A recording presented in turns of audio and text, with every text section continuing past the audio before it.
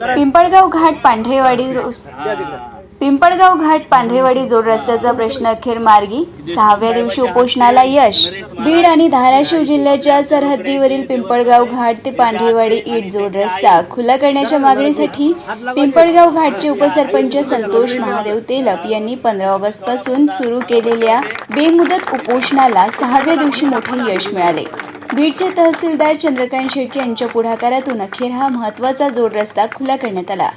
जलसंपदा विभाग, भूमी अभिलेख विभाग आणि पोलीस प्रशासनाच्या सहकार्याने रस्त्याची पाहणी करून स्थानिक आजी माजी लोकप्रतिनिधी, ग्रामस्थ व शेतकऱ्यांच्या उपस्थितीत रस्त्याच्या कामाला सुरुवात करण्यात आली. यामुळे पिंपळगाव घाट, मानेवाडी, वाढवणा, रुईगव्हाण, माळेवाडीसह परिसरातील नागरिकांना मोठा दिलासा मिळाला आहे. राष्ट्रवादी काँग्रेस अजितदादा पवार पक्षाचे युवा नेते पांडुरंग आवारे पाटील यांनी व्हिडिओ कॉलद्वारे तहसीलदार चंद्रकांत शेळके यांचे अभिनंदन केले. संतोष तेलप यांच्या आई, जलसंपदा विभागाचे डेप्युटी इंजिनियर माणिकराव देशमुख आणि रोकडाई देवस्थानचे नरेश महाराज यांच्या हस्ते उपोषणाची सांगता करण्यात आली. यावेळी पोलीस निरीक्षक मंगेश साळवे, अभियंता कोकाटे, महसूल अधिकारी कदम, अभियंता ऐश्वर्या मॅडम यांच्यासह प्रशासनातील अधिकारी उपस्थित होते. रस्ता खुला करून दिल्याबद्दल ग्रामस्थांनी प्रशासनाचे आभार मानले. राष्ट्रगीताने उपोषणाची सांगता झाली. उपसरपंच संतोष नाना तेलप हे उपोषणाला बसले होते गेल्या 15 ऑगस्ट रोजी सकाळी 9 वाजता. त्याची दखल घेऊन का बसले होते तर पिंपळगाव ते पांढरेवाडी बीड जिल्ह्यातील शेवटचा रस्ता हा सरहद्दीतील ही मांजरा नदी आपण पाहतोय. ती मांजरा नदी ह्याच्यानंतर लगेच पांढरेवाडी धाराशिव जिल्हा 1 किलोमीटर अंतरावर चालू होते. तर हा रस्ता आम्हाला खुला करून द्यावा आणि ह्या पुलावरती ब्रिज वाढवा, उंची वाढवा, याकरिता आम्ही सर्व संतोष नाना आणि या 5 गावचे लोक उपोषणाला बसलो आहोत. तहसीलदार साहेब आले, इथं पाहणी केली आणि त्यांनी आश्वासन दिलं की आम्ही शासनापर्यंत ही सगळ्या गोष्टी पोहोचूत आणि तात्काळ तुमचा प्रश्न मार्गी लावू. परंतु साहेबांना एक विनंती, स्वर्गीय लोकनेते अजितदादा पवार साहेब हे गेल्या वर्षी पूरग्रस्त 7-5 मला वाटतं 9व्या महिन्यात आले होते. गेल्या वर्षी दादा पूरग्रस्तातून पूल पावसाळ्याचा वाहून गेला होता. आमच्या 5 गावाचा रस्ता बंद झाला होता. ते पाहणी करण्यासाठी आले होते. त्यावेळेस आम्ही सर्व 5 गावाच्या ग्रामस्थांनी त्यांच्यापाशी हाही प्रश्न मांडला होता.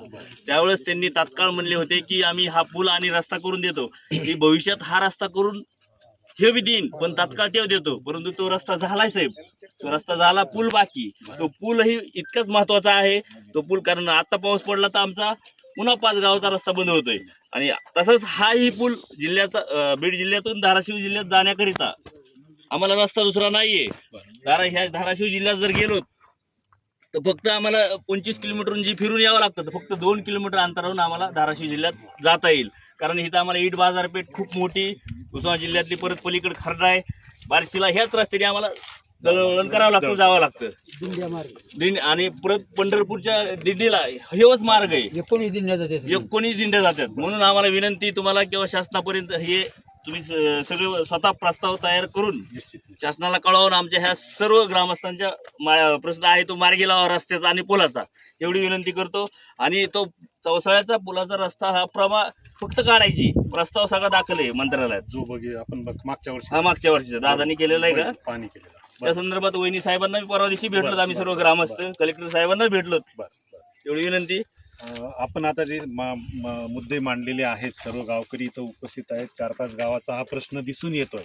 मी तुम्हाला जसं सांगितलं त्याप्रमाणे संपादित रस्ता जो असेल त्याची जेवढी रुंदी आहे त्याचं डिमार्केशन करण्यासाठी संबंधित एक्झिक्युटिव्ह इंजिनियर येत आहेत, तालुका भूमी अभिलेख कार्यालयाचे अधिकारी माझ्यासोबत आहेत.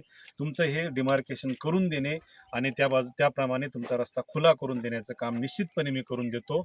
या व्यतिरिक्त तुमच्या ज्या मागण्या आहेत की उदाहरणार्थ पुलाची उंची वाढविणे, यासाठी पण तुम्ही जर निवेदन दिलं तर शासनापर्यंत मी तुमची बाजू मांडतो आणि त्याप्रमाणे तुमचा प्रश्न मिटवून देतो. हे सविस्तर निवेदन आहे का दादांना ऑलरेडी दिलेलं आहे, कलेक्टर साहेबाला दिलेलं आहे. तर परत आणखी एकदा तुम्हाला आम्ही पोचा देतो. त्याच्या एकदा काय करूया, वहिनी साहेबाला सुद्धा दिलं, सुनेत्रा